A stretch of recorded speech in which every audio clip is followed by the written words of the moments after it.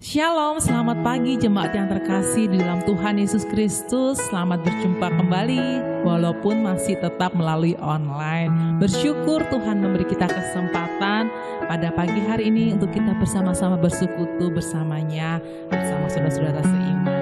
Mari Bapak Ibu, sebelum kita mulai, kita berdoa bersama-sama.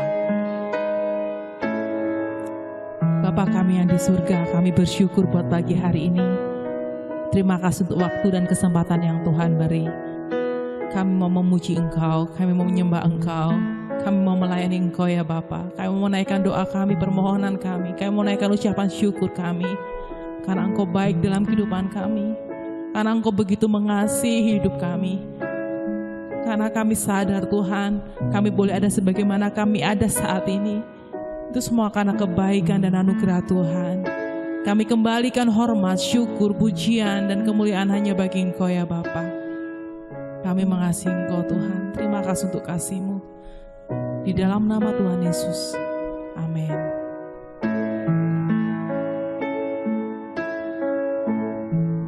Kami mengasihi Engkau Bapa. Kami naikkan pujian kami kepada Engkau. Kami hadir di sini. Hadir di dalam hadirat-Mu Tuhan. Hosana bagi Engkau di tempat tinggi. Terima kasih Yesus.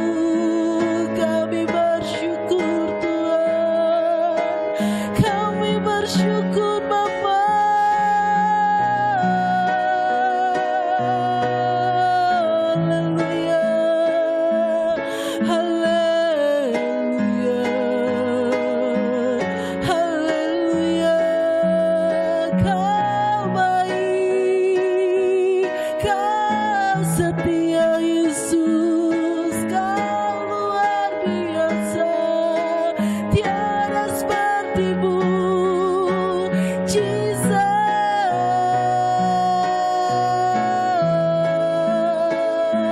Haleluya, haleluya, haleluya. Haleluya, haleluya, haleluya,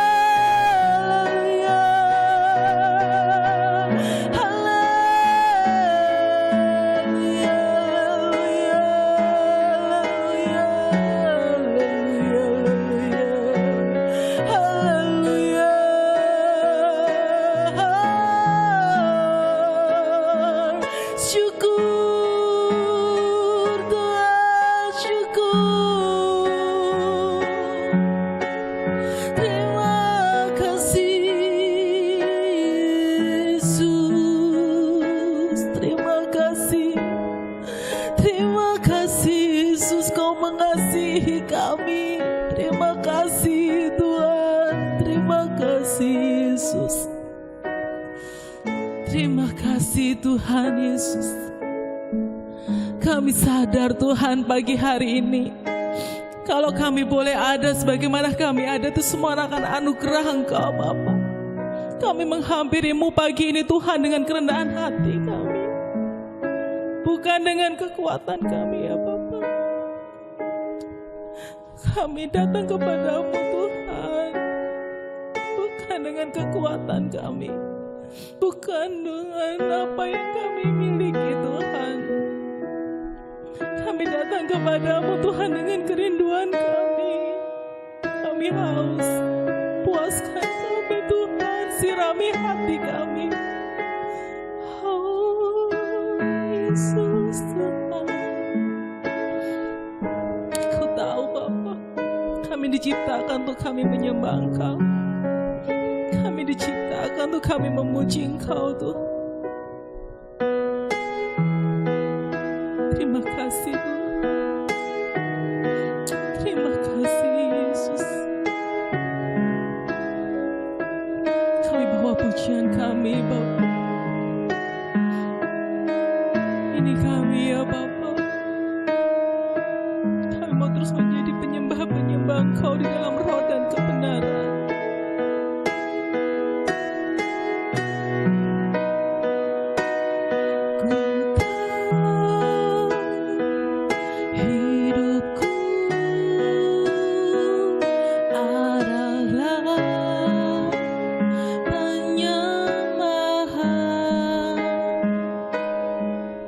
Kau ciptakanku dalam kemuliaan-Mu.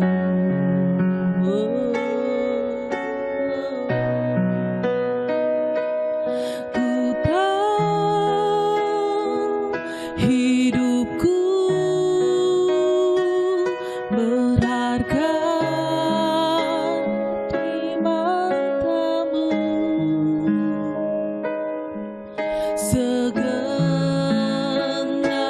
hidupku persembahkan. Kami tahu Tuhan,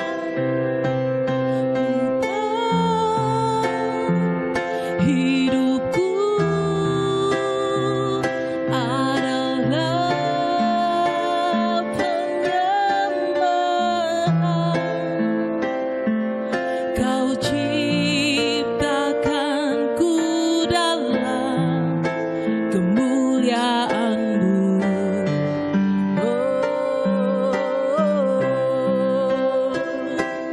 Ku tahu hidupku berharga di mata-Mu. Segenap hidupku persembahkan.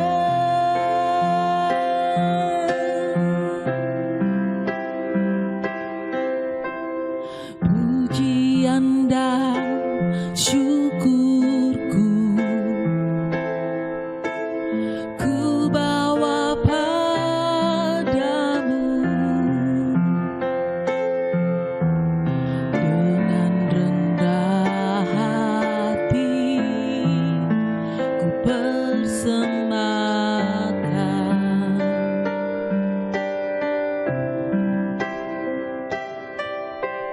Sadar bila ku ada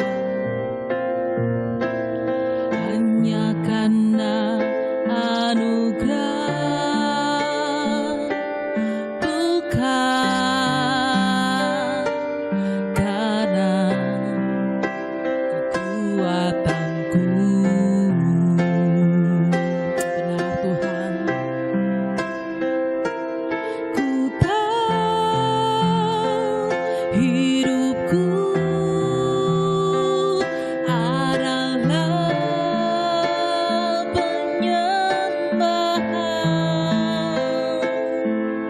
Kau ciptakanku dalam kemuliaan-Mu.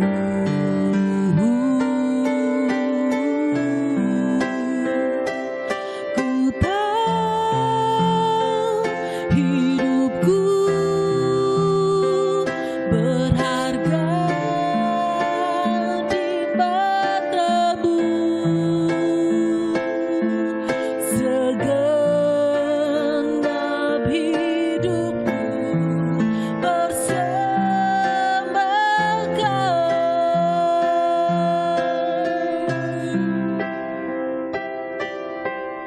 Pujian dan syukurku ku bawa padamu, dengan rendah hati ku persembahkan.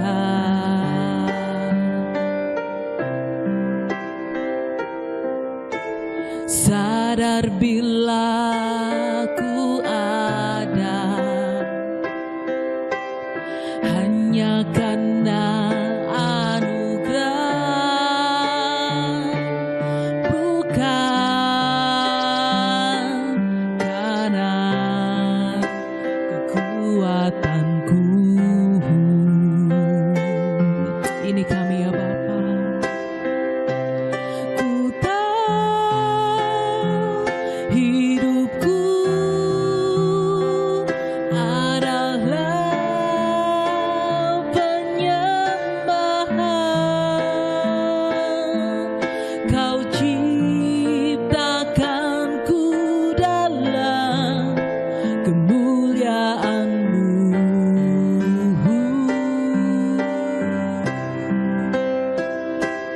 Ku tahu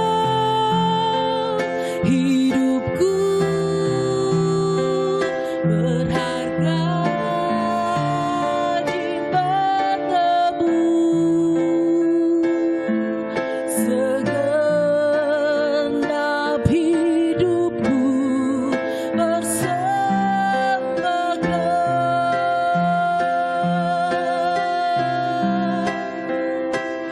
Ku tahu hidupku adalah penyembahan. Kau ciptakanku dalam kemuliaan-Mu.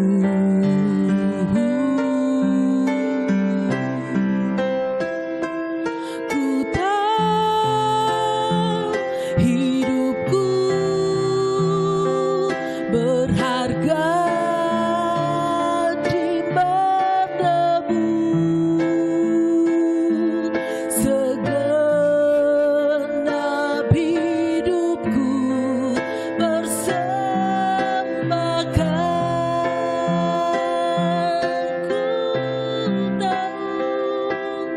Ku tahu hidupku adalah penyembahan. Kau ciptakanku dalam kemuliaan-Mu.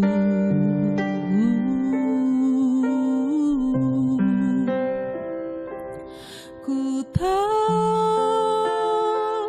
hidupku berharga di matamu. Thank you Jesus. Segenap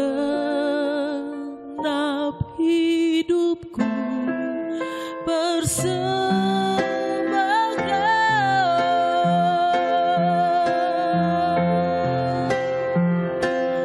Ku tahu hidupku beradalah penyembahan. Kau ciptakanku dalam kemuliaan-Mu. Oh, thank you Jesus. Ku tahu hidupku berharga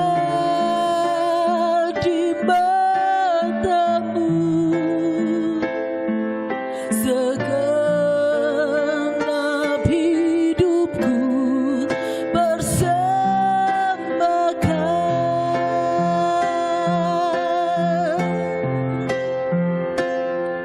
Segenap hidupku bersembahkan.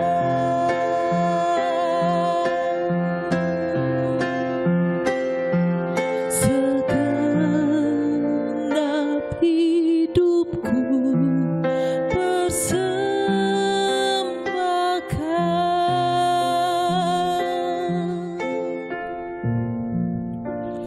Terima kasih Tuhan. Kami tahu kami adalah penyembah-penyembah-Mu Tuhan. Kami diciptakan karena kemuliaan-Mu ya Bapa. Saat kami menyembah Engkau, saat kami menjadi penyembah-penyembah-Mu Tuhan, itu artinya kami berserah kepada Engkau. Itu artinya Tuhan kami menundukkan pikiran kehendak kami di bawah kaki-Mu Tuhan. Saat kami menyembah Yesus sebagai Tuhan dan Juru Selamat kami, itu saatnya kami berserah di bawah otoritas-Mu Tuhan. Berserah di bawah kehendak dan rencana-Mu dalam hidup kami ya Bapa. Mungkin Tuhan banyak hal yang membuat kami takut, membuat kami khawatir. Fakta-fakta yang terjadi di depan mata kami membuat kami takut, membuat kami khawatir. Tetapi kami tahu ada kebenaran dalam hidup kami. Ada kebenaran yang memerdekakan kami. Ada kebenaran yang melepaskan kami dari rasa itu. Kebenaran itu adalah Engkau sendiri ya Bapa. Roh Kudus-Mu ya Tuhan yang di dalam kami, itu menguatkan kami, itu memampukan kami untuk kami terus melangkah, untuk terus melayani-Mu, untuk terus melakukan kebenaran ya Tuhan. Kami menyembah Engkau berarti kami berserah kepada Engkau Tuhan. Terima kasih Yesus.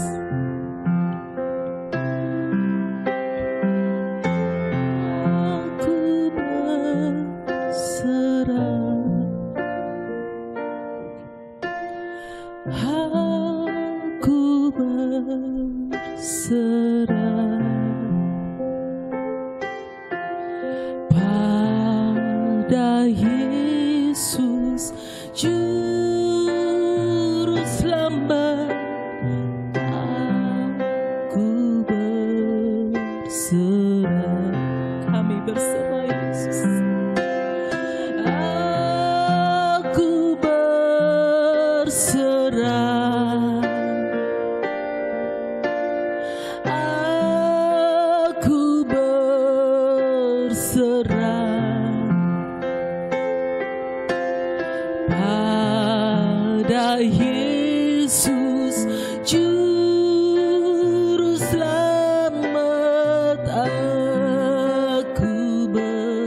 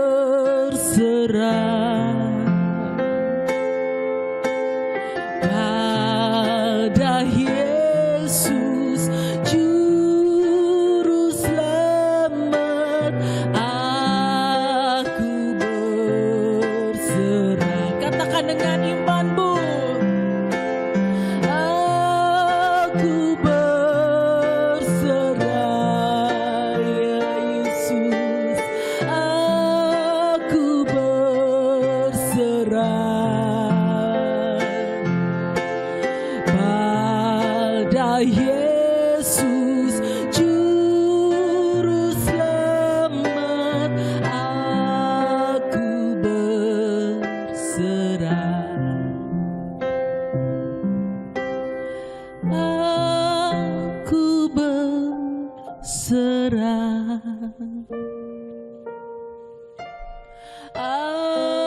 Aku berserah pada Yesus Juru Selamat. Aku berserah hanya kepada Yesus, pada Yesus Juru Selamat. Aku berserah, yes, pada Yesus Juru Selamat. Aku berserah.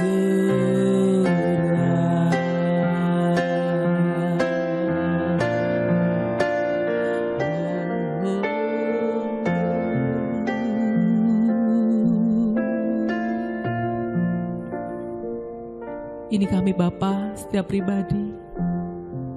Ini pengakuan kami Tuhan, ini doa kami.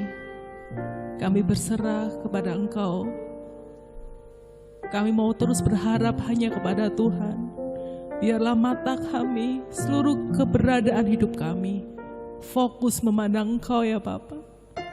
Terus melihat Engkau, terus merasakan Engkau, terus berjalan bersamamu ya Bapa.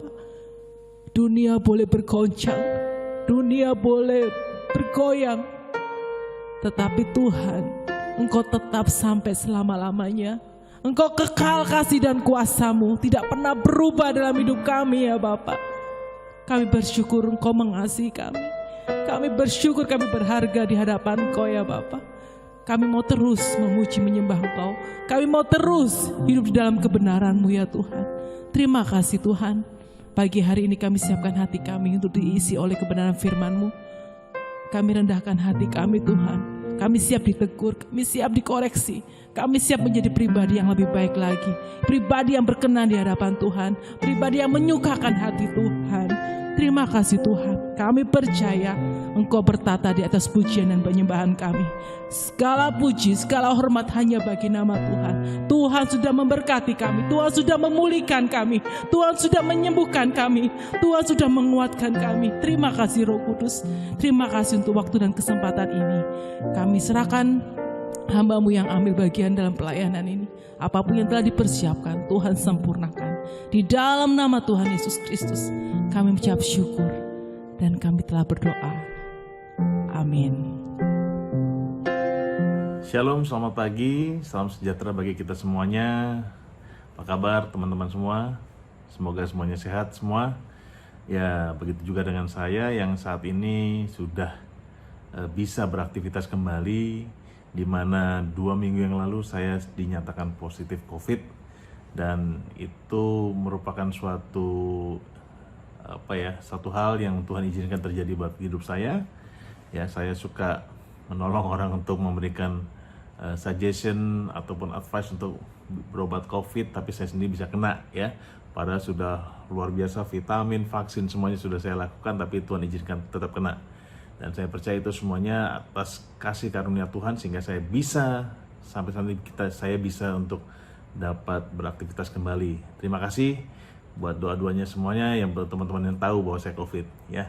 Oke, untuk saat ini terima kasih untuk dipercaya untuk membawakan sedikit tentang firman Tuhan, dan saya akan memberikan sedikit renungan tentang suatu kehidupan pribadi kita yang saya bilang itulah menginjak bumi, yaitu dalam arti kata kehidupan kita yang mungkin kita merasa lupa bahwa saat ini kita melakukan hal ini gitu ya. Dan temanya saat ini saya kasih judul adalah jangan kikir ya, atau jangan pelit. Oke, kita banyak akan membaca firman Tuhan pada pagi hari ini, yaitu di Amsal 11 ayat 24. Di sini saya bacakan, ada yang menyebar harta tetapi bertambah kaya. Ada yang menghemat secara luar biasa namun selalu berkekurangan, yaitu Amsal 11 ayat 24. Nah, saya akan mulai renungan ini masih ingat gak Bapak Ibu semua, saudara-saudara semuanya, tentang kisah daripada Paman Gober? Dulu saya waktu kecil, saya suka sekali membaca cerita tentang Donald Bebek ya. Di situ ada Paman Gober. Paman Gober itu adalah paman daripada Donald Bebek ataupun kakek daripada Quick, Quack dan Quack ya kalau nggak salah ya. Nah, orang ini dulunya mudanya itu sangat miskin sekali ya. Dia pernah ditipu orang dan dia akhirnya bekerja di salah satu kapal uap, dan disitulah dia bisa ketemu sama telur bebek atau telur angsa yang emas ya. Dan disitulah dia mulai bisa mengumpulkan kekayaannya, dia bisa punya modal untuk bekerja ya, sehingga lambat laun dia mempunyai brankas emas. Nah, di brankas emas itu dia bisa berenang, dia suka bersihkan uang emasnya ya, keping-keping emasnya. Dan dari Forbes dia adalah, dari cerita fiktif ya, dia itu merupakan orang yang terkaya di dunia ya, karena penghasilannya bisa sampai dengan ratusan triliun ya, 600-an triliun.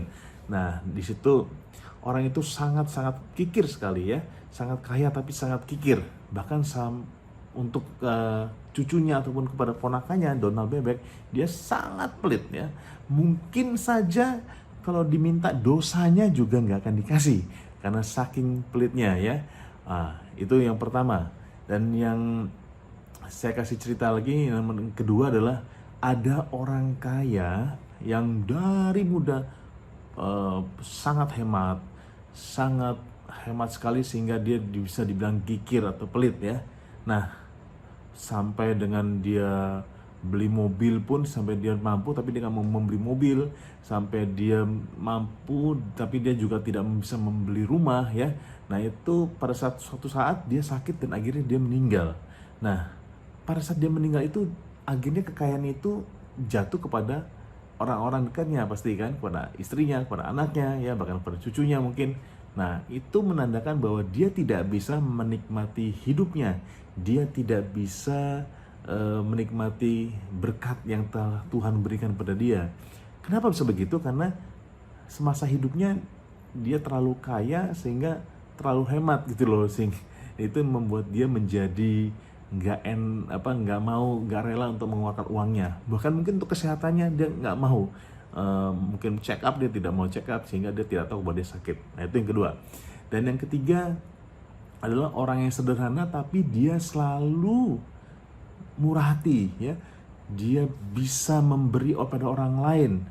Nah, sampai saat itu ya, walaupun dia suka memberi, walaupun dia suka suka membantu orang lain, bahkan tidak segan-segan untuk menolong orang lain, meminjamkan orang lain, harta kekayaannya nggak pernah tuh namanya dia habis ya.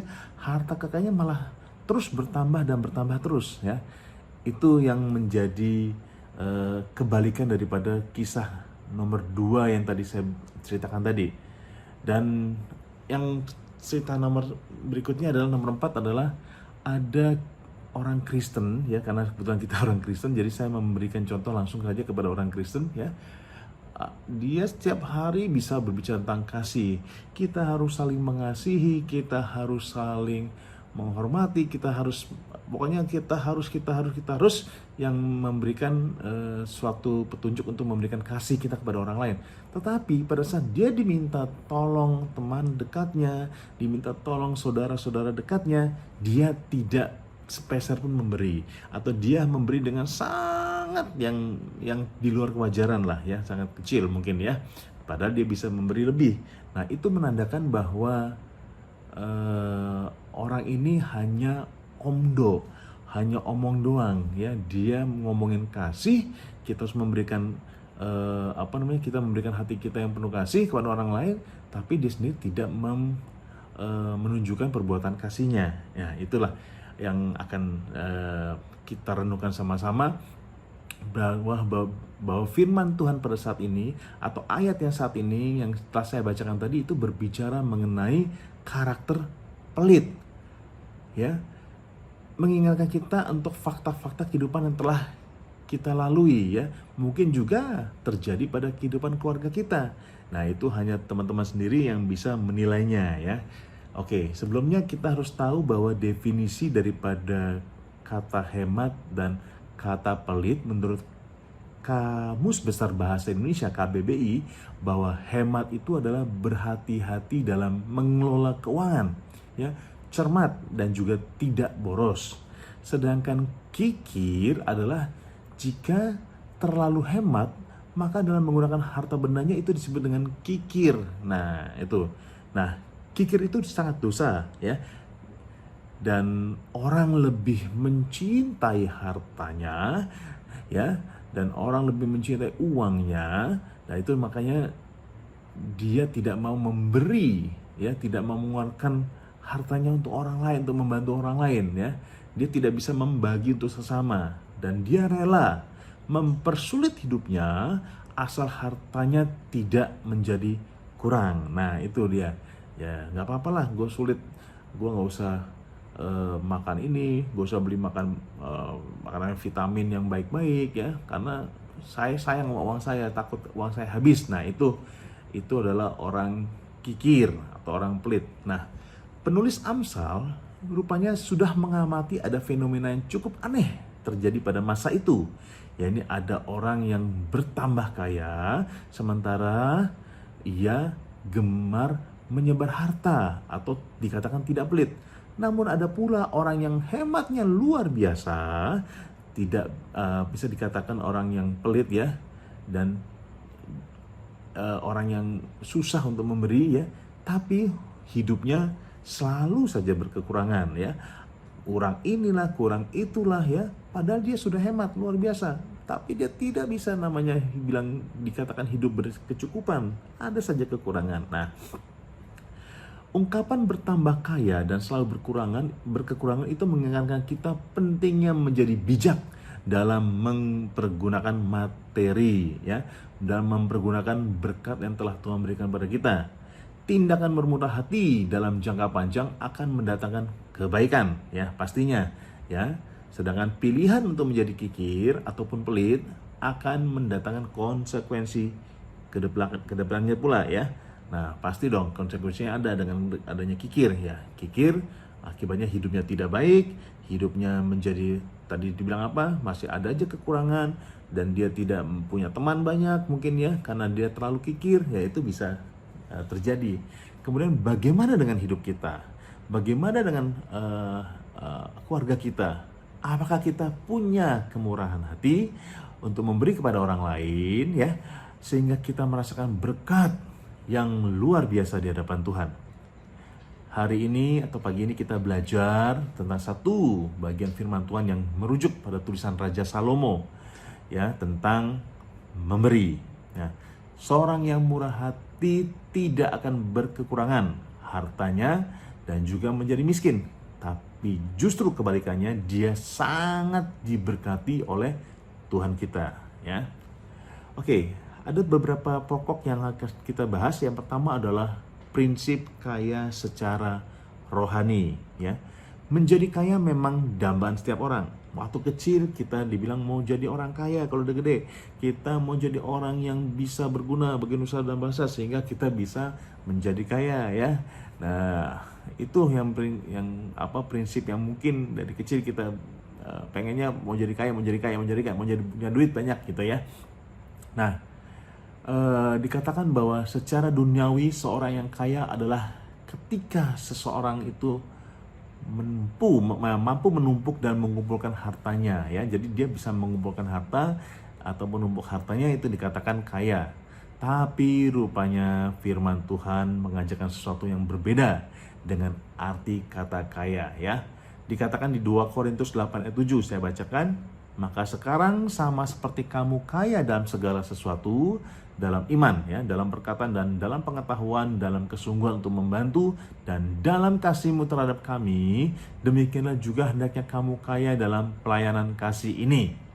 Oke, Firman Tuhan itu mengajarkan kepada kita tentang arti kaya sejati, ya. Kekayaan secara rohani mencerminkan dua dimensi, ya. Yang pertama, seorang yang kaya itu adalah seorang yang punya keunggulan, kualitas daripada orang lain, ya. Apa orang lain nggak punya, dia punya, itu kaya, ya. Orang lain mungkin dia materinya tidak punya, kita punya, itu dibilang bahwa kita kaya. Yang kedua, seorang yang kaya adalah seorang yang punya keunggulan karena memiliki kemurahan hati. Jadi selain materi, kita juga punya kemurahan hati, sehingga terus mempunyai hati untuk berbagi dan menjadi berkat bagi orang lain, menjadi berkat buat saudara-saudara kita. Nah, dua aspek inilah yang akhirnya menjadi dasar seorang yang diperkaya di hadapan Allah tidak menjadi orang yang pelit dan hanya menumpuk kekayaan saja. Dan melalui pemahaman ini, maka seorang yang diperkaya di hadapan Allah akan selalu mampu menyebar hartanya, ya. Dia tidak akan pernah merasa semakin miskin ketika bermurah hati di hadapan Allah. Jadi dia terus-terus saja diberkati sama Tuhan, ya.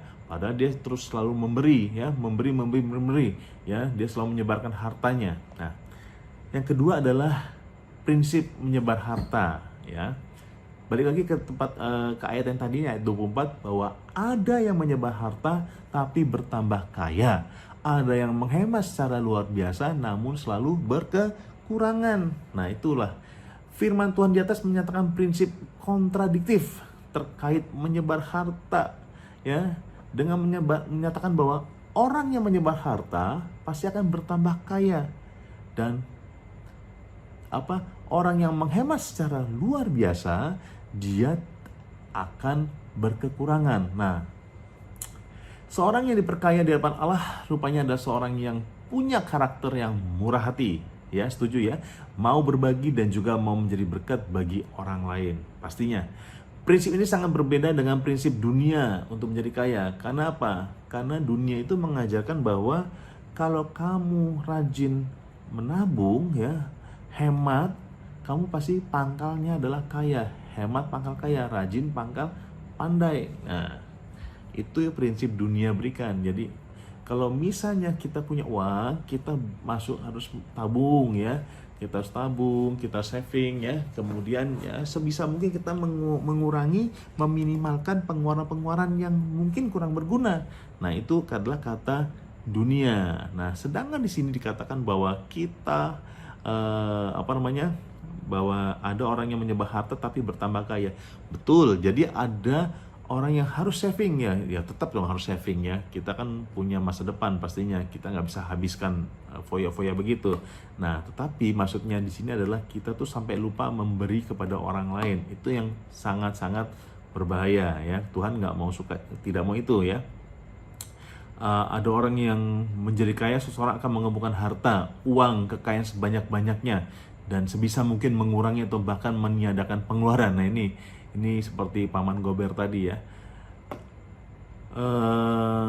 Rupanya prinsip dunia ini menjadi suatu prinsip yang salah di hadapan Allah, ya.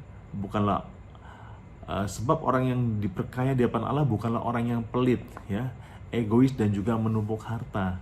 Seorang yang diperkaya di hadapan Allah adalah ketika kita mau mempercayakan pengelolaan harta kita, kekayaan kita, dan juga kepemilikan hidup kita di hadapan Allah menjadi sebuah investasi. Nah, investasi rohani yang ada di hadapan Allah ini, ya, dan juga dipergunakan untuk pelayanan kita, ya, berkat dan juga berkat untuk orang lain dan juga berbagi untuk orang lain. Itu yang diharapkan sama Tuhan kita, ya. Ketika kita menumpuk harta kita untuk diri sendiri, untuk untuk egoisan kita sendiri, Allah tidak akan menambahkan nilainya, ya, tidak akan menambahkan kelebihan nilainya maupun berkat lebih lagi pada kita, ya. Itu pasti akan akan terjadi, ya, dan bahkan akan mengurangi nilai tambah harta dan kekayaan kita, ya. Kita akan menjadi pelit, ya, dihindari orang. Mana ada orang pelit yang disukai orang, ya.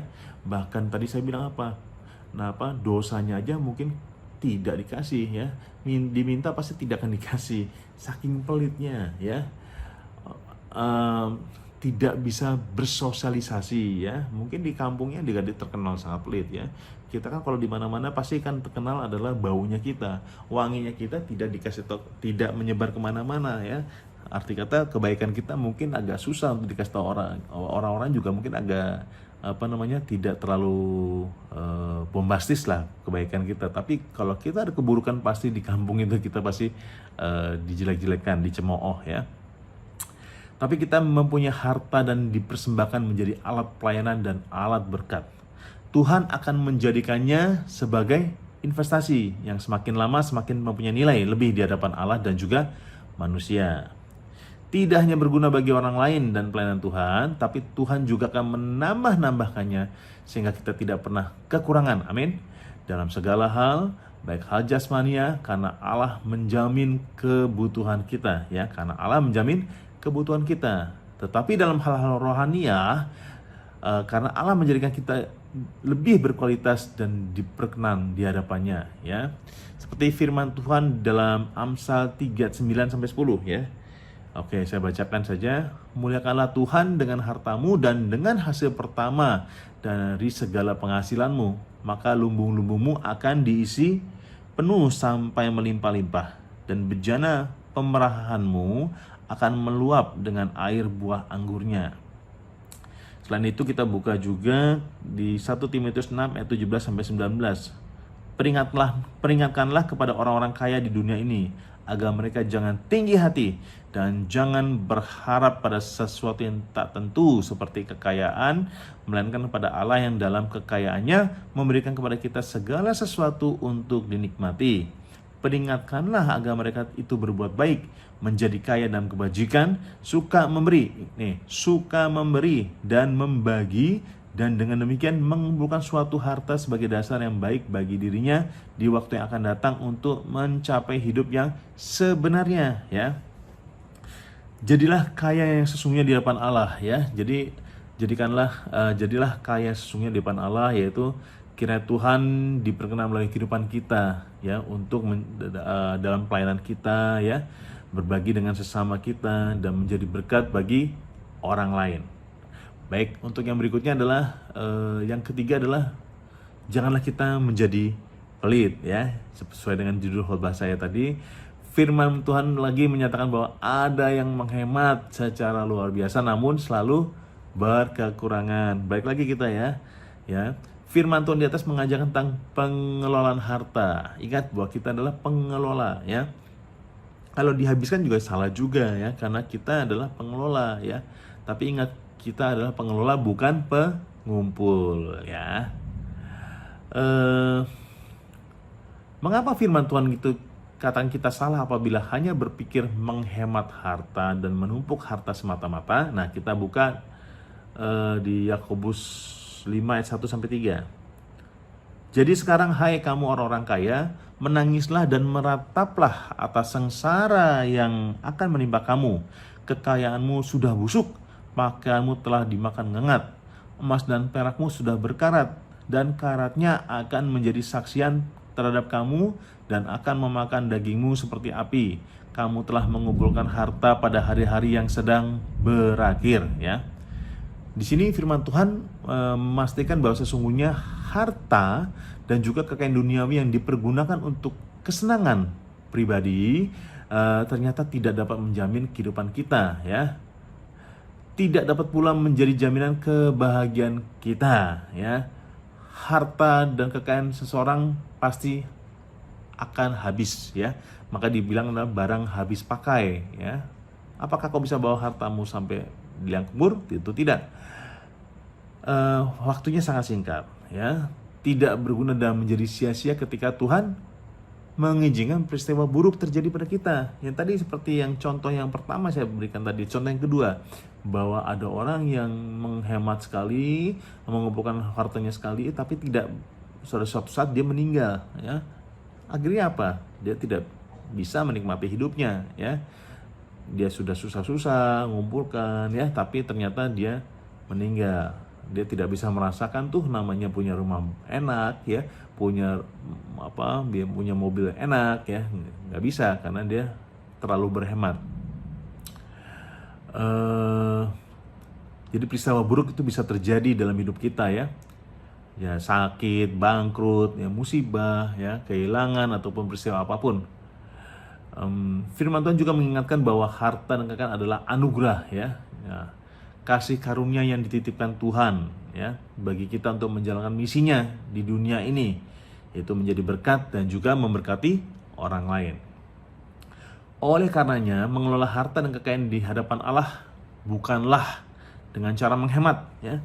Bukan mentang-mentang harus dikelola kita menghemat secara luar biasa.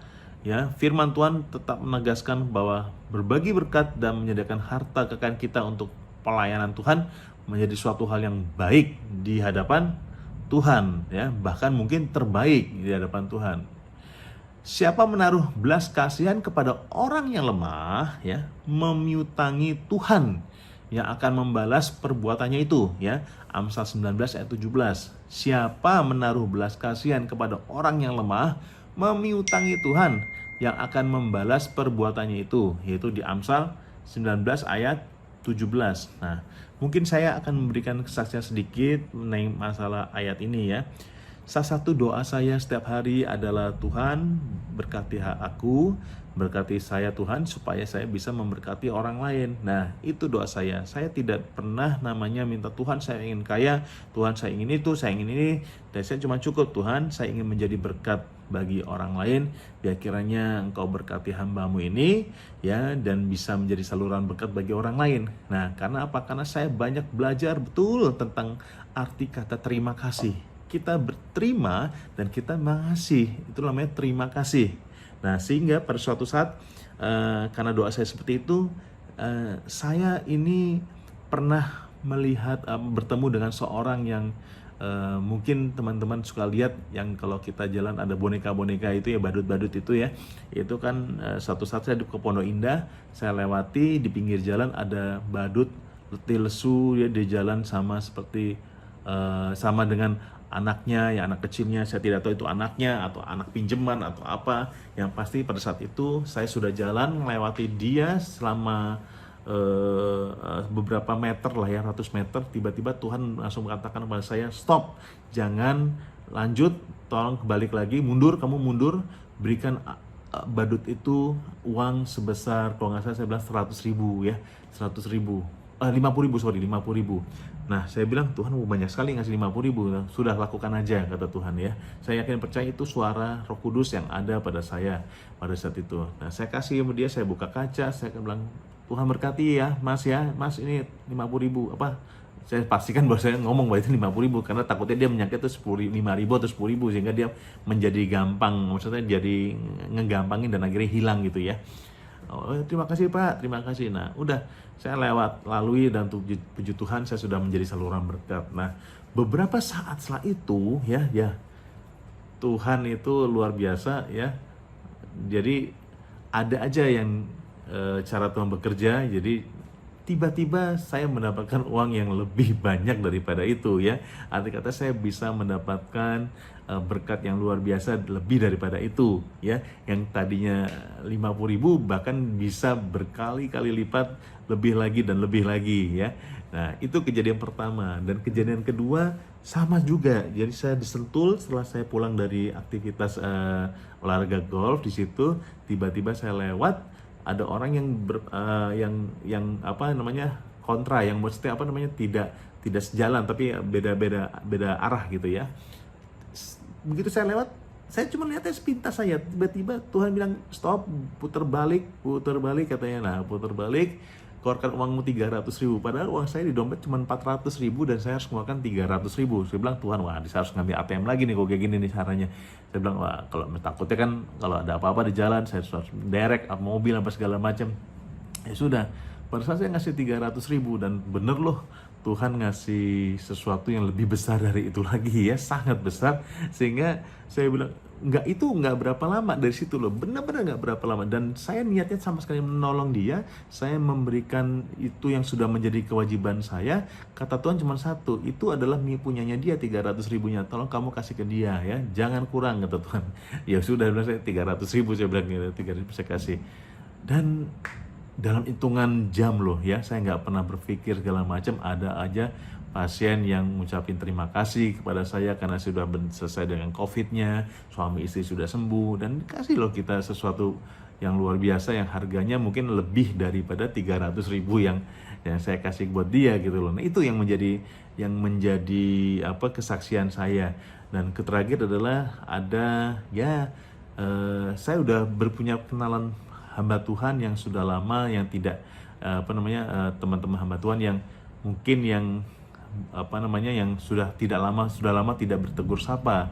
Suatu saat saya diingatkan Tuhan, coba kamu cek dia ya, kamu lihat dia deh, kamu kasih dia uang sekitar adalah berapa juta gitu ya.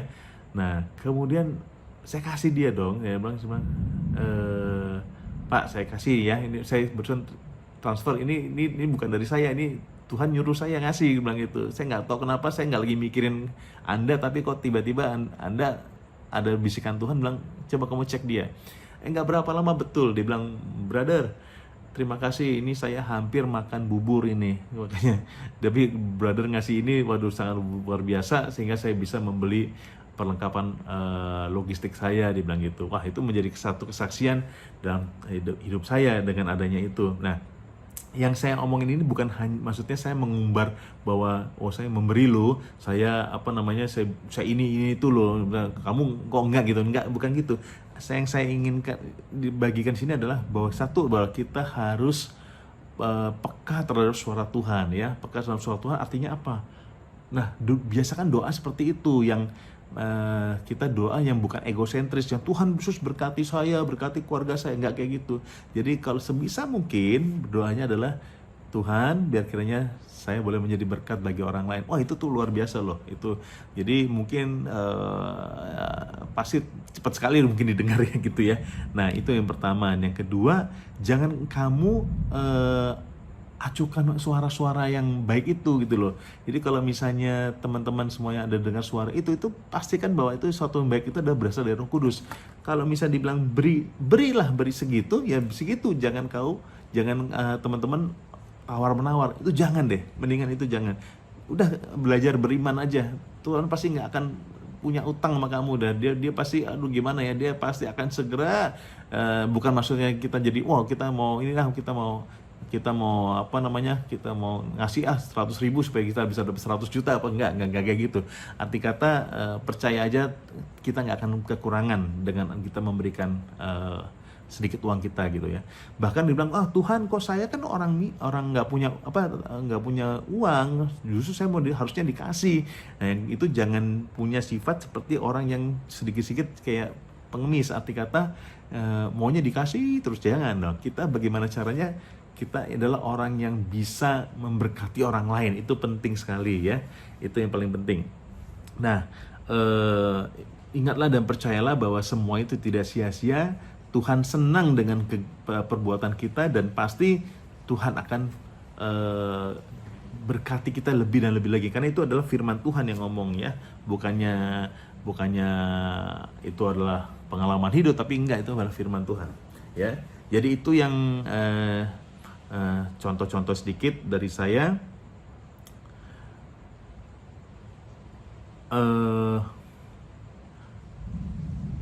Nah, itu sampai Tuhan itu juga tidak suka sama orang kikir ya. Nah, ini dalam Amsal 23 ayat 6-8 dikatakan bahwa jangan makan roti orang kikir, karena mereka tak rela memberikan buat kita ya. Jadi sulit untuk menebak ketulusan hati daripada orang kikir itu sendiri ya.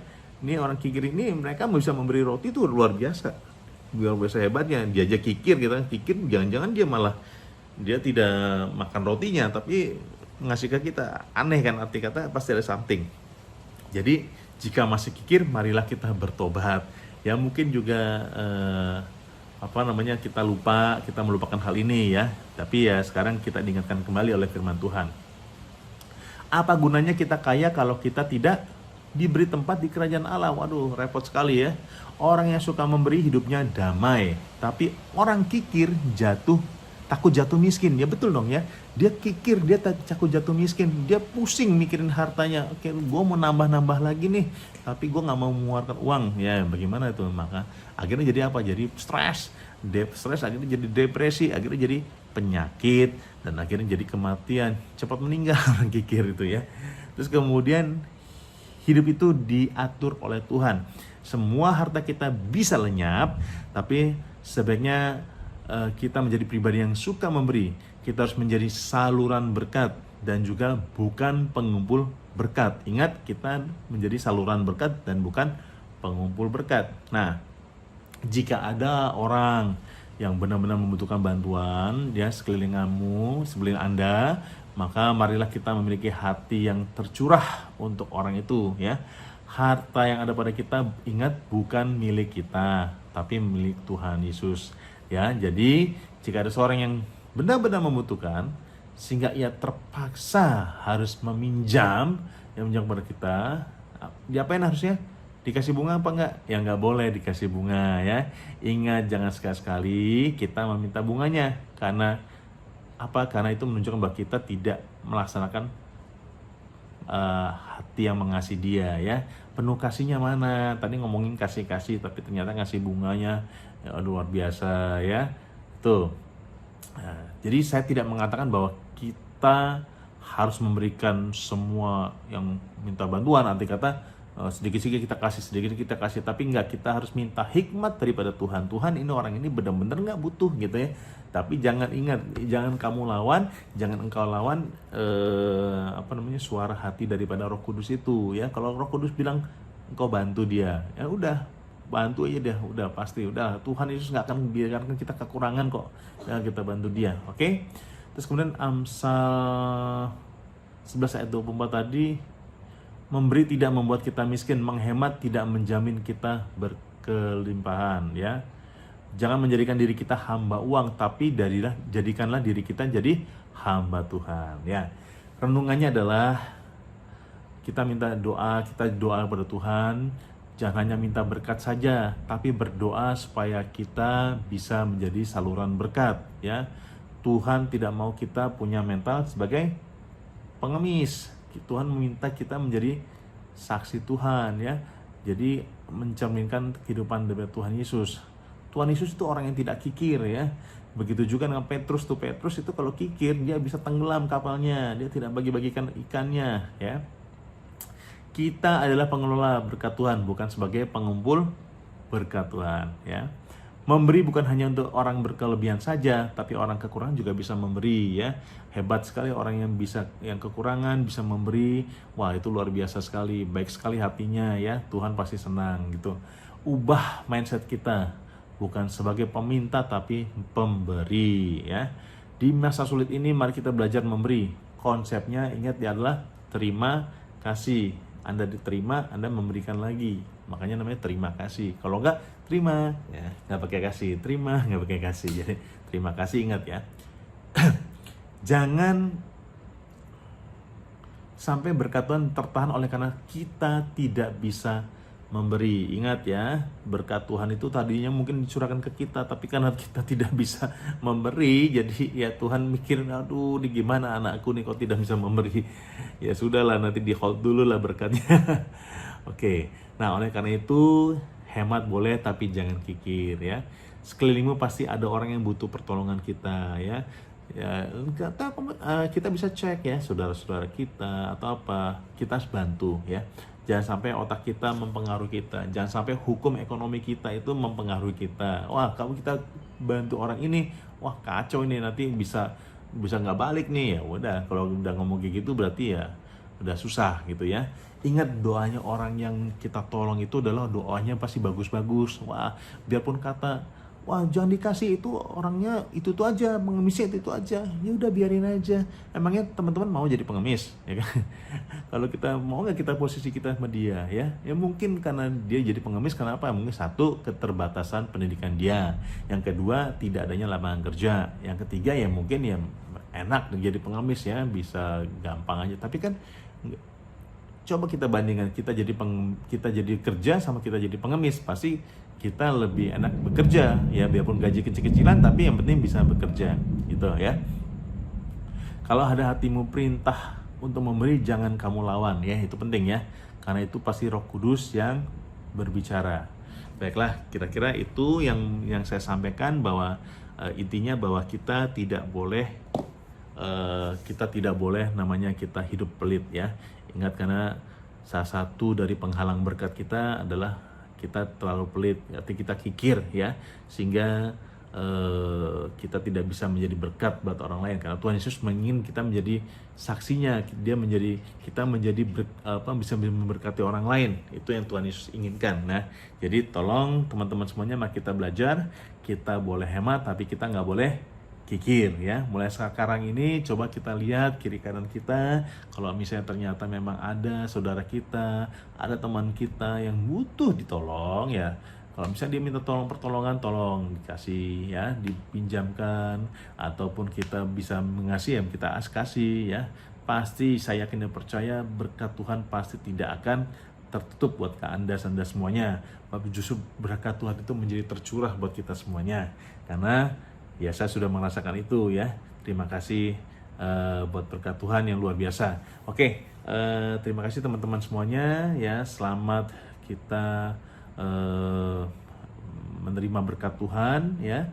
Selamat kita menjadi pelaku firman Tuhan, dan saya yakin dan percaya kita semuanya di GBI Basileia Menteng ini adalah orang-orang yang dipakai Tuhan luar biasa ya. Salam sehat buat semuanya, salam sejahtera bagi kita semuanya. Amin. Baik, mari kita tutup firman Tuhan ini dengan doa. Terima kasih Tuhan Yesus buat firman-Mu yang telah mengingatkan kami supaya kami tidak kikir Tuhan. Tuhan, ampuni kami jika selama ini kami kikir, dan kami yakin dan percaya Bapa, kasih karunia-Mu tetap ada bagi kami semua.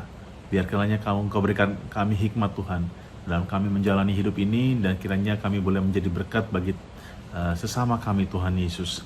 Kami boleh menjadi berkat bagi orang lain Tuhan, dan kami yakin dan percaya itu menyukakan hati Engkau Tuhan Yesus. Terima kasih Yesus, berkati kami juga supaya kami boleh memberkati orang lain. Terima kasih Yesus, berkati keluarga kami, bila kiranya kami boleh menerima selalu kesehatan yang prima dari Engkau. Jauhkan segala macam mara bahaya, virus, apapun, kuman apapun Bapa, untuk kami dan keluarga kami Tuhan. Dan kami yakin Bapa, Engkau adalah Yehovah Rafa bagi kami semua. Terima kasih Yesus, terima kasih Roh Kudus. Kami akan tutup firman Tuhan ini Bapa di dalam nama Tuhan Yesus Kristus. Haleluya, amin. Yesus memberkati kita semuanya. Shalom.